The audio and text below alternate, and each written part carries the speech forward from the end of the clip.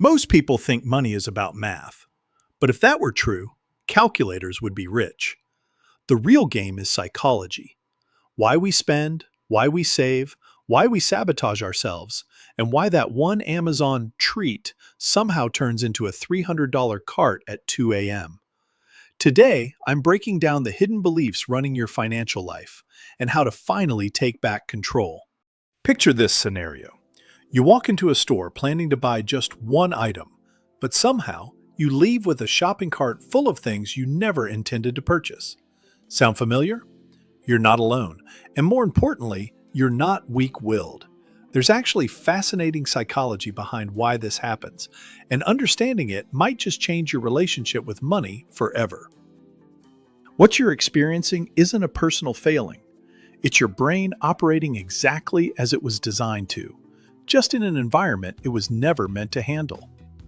Today, we're diving deep into the hidden psychology of money, uncovering why you spend the way you do, and most crucially, how to take back control.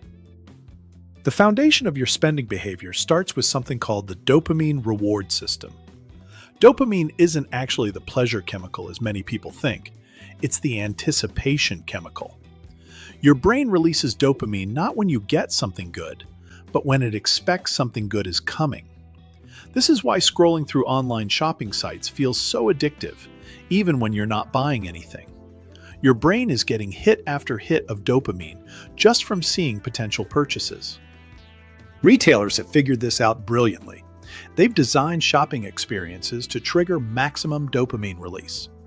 Think about how Amazon shows you products with phrases like, "only 3 left in stock," or "other customers bought this item in the last hour." These aren't just informational, they're psychological triggers designed to flood your brain with anticipation chemicals. The process becomes even more powerful when you understand the anticipation-reward loop.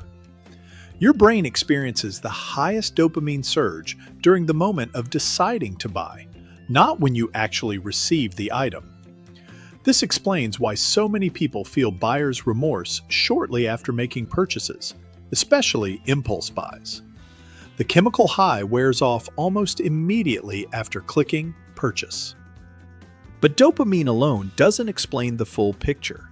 Emotional spending adds another layer of complexity to your financial behavior. When you're stressed, sad, angry, or even overly excited, your prefrontal cortex, the part of your brain responsible for logical decision-making, essentially goes offline. Meanwhile, your limbic system, which controls emotions and impulses, takes over.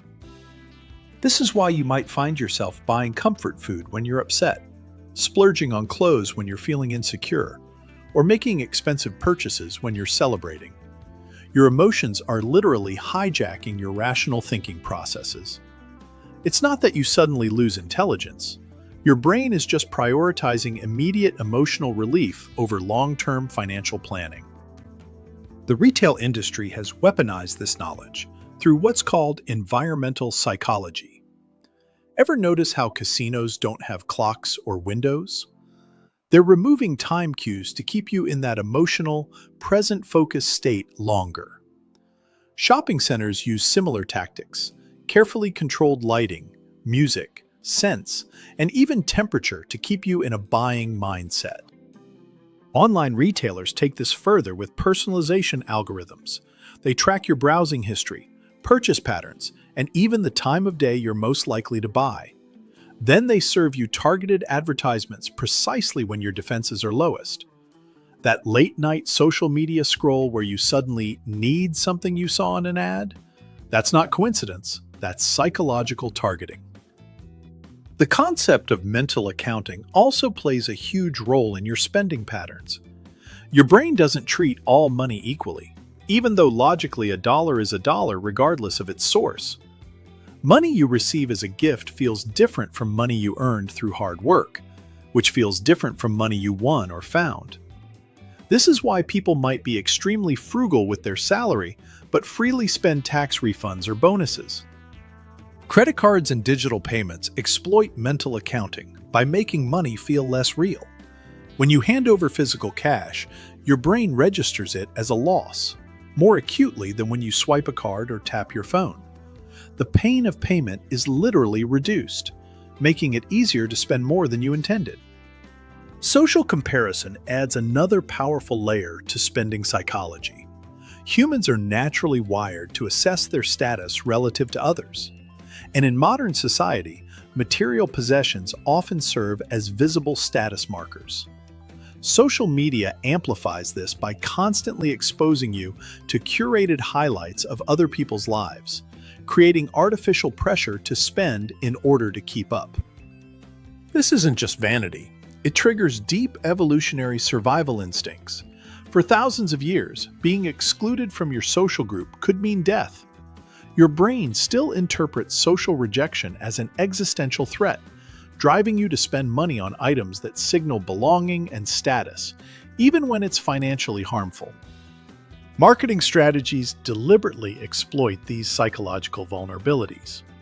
Limited-time offers create artificial scarcity, triggering loss aversion, the psychological principle that losing something feels worse than gaining something of equal value. Flash sales and countdown timers activate your fight-or-flight response, making you feel like you need to act immediately or face a loss. The anchoring effect influences how you perceive value. When you see a jacket originally priced at $300, marked down to $150, your brain anchors to that higher price, making the sale price seem like an amazing deal, even if the jacket was never actually sold at full price. Bundle pricing exploits your tendency to focus on perceived value rather than actual need. You might not want the extended warranty or extra accessories, but when they're bundled together, your brain focuses on the savings rather than whether you actually need those additional items. Now that you understand the psychological forces at play, how do you break free from these cycles? The first step is creating friction in your spending process. Remove saved payment information from shopping websites. Delete shopping apps from your phone. Create intentional delays between wanting something and buying it. Implement a 24-hour rule for non-essential purchases.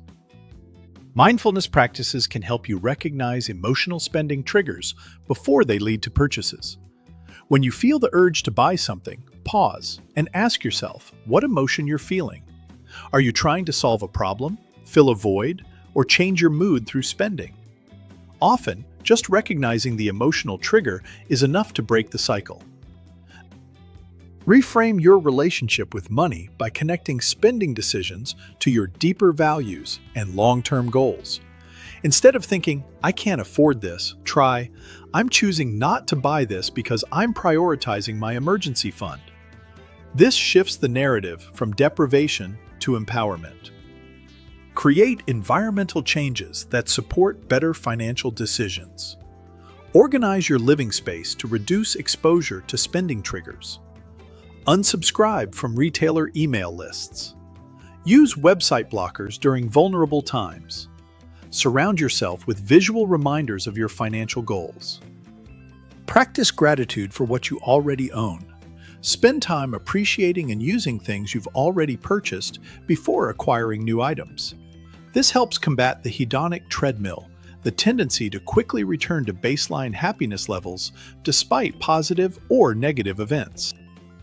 Understanding the psychology of money isn't about perfect control.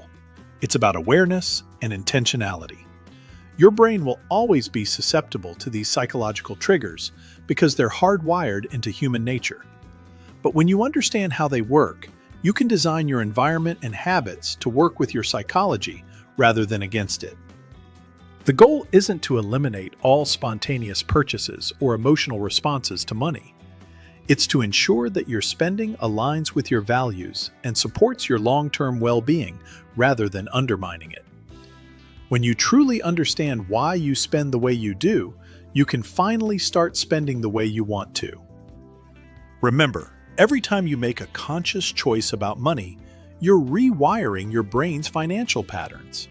Small changes compound over time, leading to transformational shifts in your relationship with money and ultimately your financial future. If this video opened your eyes to what's possible with your money, Then don't stop here. Tap the video on your screen and I'll walk you through it step by step.